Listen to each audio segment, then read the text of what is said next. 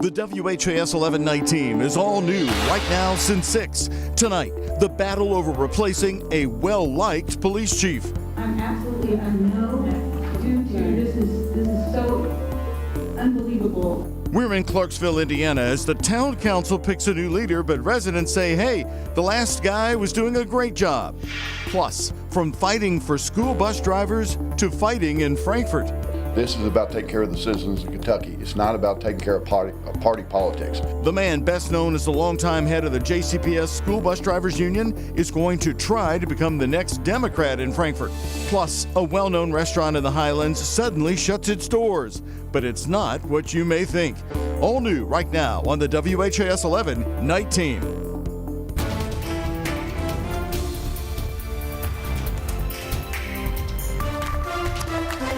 Turmoil tonight over the removal of a long-time and well-liked police chief in southern Indiana. It is the top story here on the WHAS 11 night team. Hello, everybody, and thanks for joining us. I'm Doug Proffitt. The decision to move Police Chief Mark Palmer to a newly created position is gaining harsh criticism from some council members and community members tonight. WHAS 11 night team's Alex Dieterer and photojournalist Addie Hill covered this divisive night.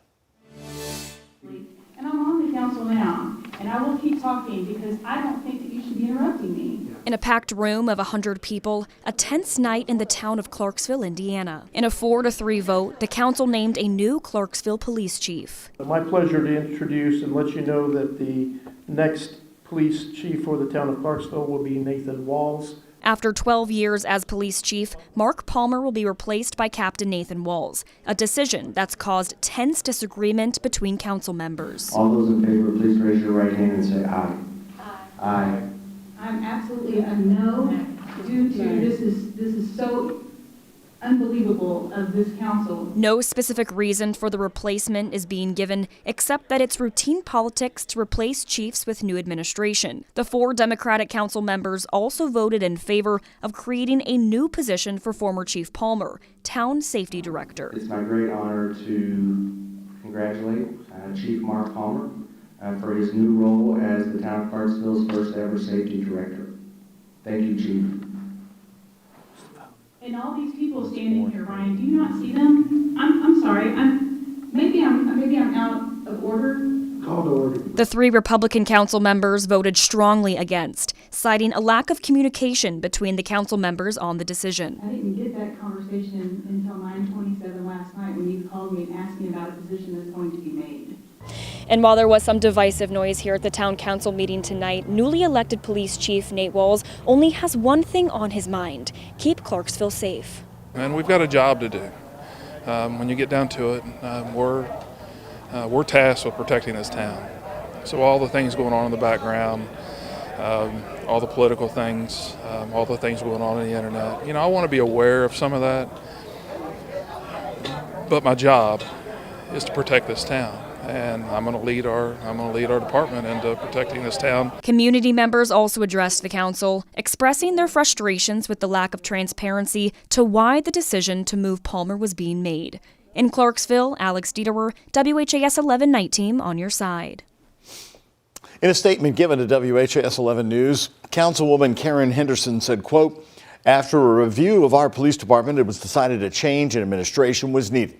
The nature of policing has changed over the decades, and a fresh perspective is needed to improve, hire, and retain qualified people. She goes on to say, "We're grateful for Chief Palmer's service to the town and look forward to a smooth transition as he moves into his new role on the police department." End quote. Walls tells us there's a pinning ceremony planned for this Thursday.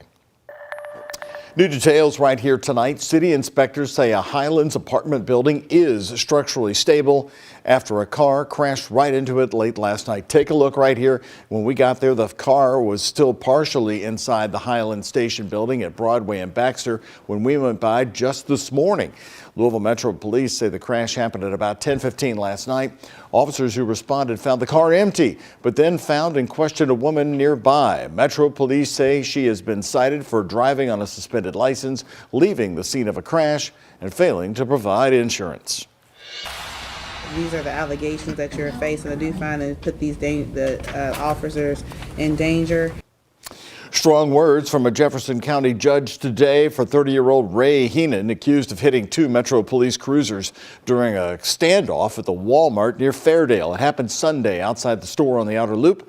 Police say officers were responding to reports of a stolen vehicle and asked Heenan to get out of his car. Instead, police say he put the car into reverse and hit two unoccupied police cruisers several times. Investigators say he was also drinking beer in the car while all this was happening. Heenan was arrested on more than 15 charges following a standoff with the SWAT team. He's being held tonight on a bond of $50,000.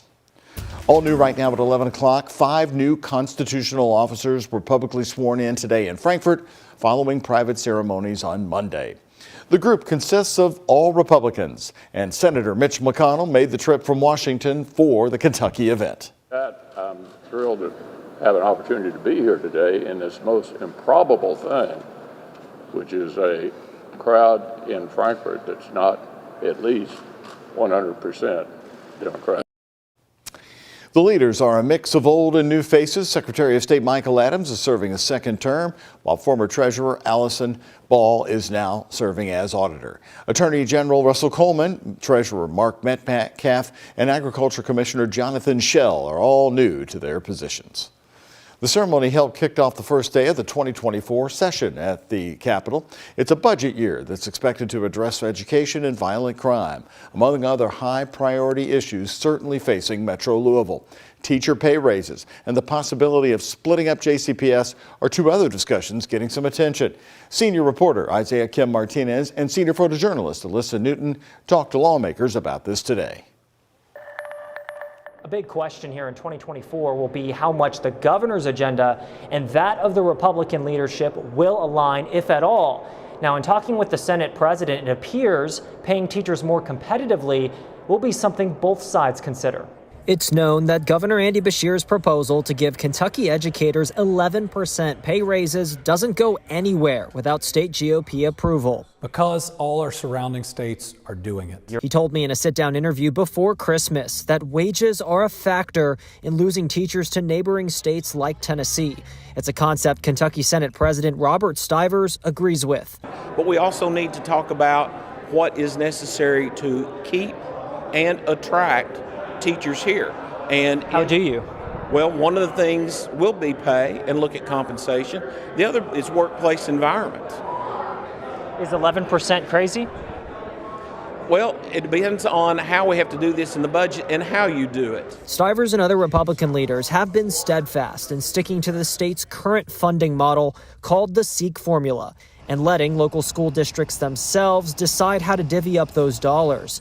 But Beshear wants to earmark funds specifically to be used for raises in every county. Would you consider anything outside of the SEEK formula? That's hard. You know, we want to see dollars get back into the school. Then comes the question of the potential split up of JCPS, a possibility that's actively being studied in Frankfort. There needs to be some serious discussion as to what happens to JCPS. So it's seriously being looked into. It is. Senator Gerald Neal, a Democrat, believes these efforts are misguided. I mean, if you really look at it, it's irrational. There is a objective that someone wants to get by doing that. When you split something up in a community, you run the risk of splitting your community. You run the risk of disproportionately bringing value to one part of the community as to the other. It's not clear yet which initiatives will become reality this year, but lawmakers have several more weeks to iron out these details. Isaiah Kim Martinez, WHAS 11 on your side. And more ahead coming tomorrow. Governor Andy Beshear will be looking ahead to the next year during his State of the Commonwealth address that's happening tomorrow night. Isaiah will be there for us covering it for the WHAS 11 night team. The speech will be delivered to a joint session of the State Senate and House of Representatives at 7 o'clock. Now, you can watch it live on WHAS11.com. That's our website, or download the free WHAS 11 app. Courtesy of KET, you'll see live coverage with a full wrap-up and response from Republican leaders at 11 on the WHAS 11 night team, all coming tomorrow. New tonight, a well-known union leader here in Louisville is running for a seat in the Kentucky House of Representatives. John Stovall, who is retiring in April, is the longtime president of the union representing JCPS bus drivers and others, filed the paperwork today for Kentucky's 37th district. The district in Jefferson and Bullitt counties includes parts of Valley Station, Fairdale, and the surrounding areas. Stovall, who is running as a Democrat in a district currently held by a Republican, tells us he wants to take care of Kentuckians. So I'm willing to reach across the board with any Republican or independent that wants to work to make sure citizens of Kentucky have the right to the right things for health care, retirements. And I'd like to repeal the right to work. It's wrong. It hurt the unions in Kentucky. And if you ever noticed, everything they've ever built in Kentucky always wants union involvement because you got the best skilled labor people in the world doing the jobs. So I like to repeal that. And by the same token, when you have a strong union, have a strong voice with unions in Kentucky, it raises up everybody else's pay as well. Stovall says he has spoken with Kentucky Governor Andy Beshear, who encouraged him and urged him to run. In fact, Beshear's gubernatorial campaign manager is now running Stovall's campaign. The seat is currently held by Republican Emily Callaway. She has filed to run for re-election.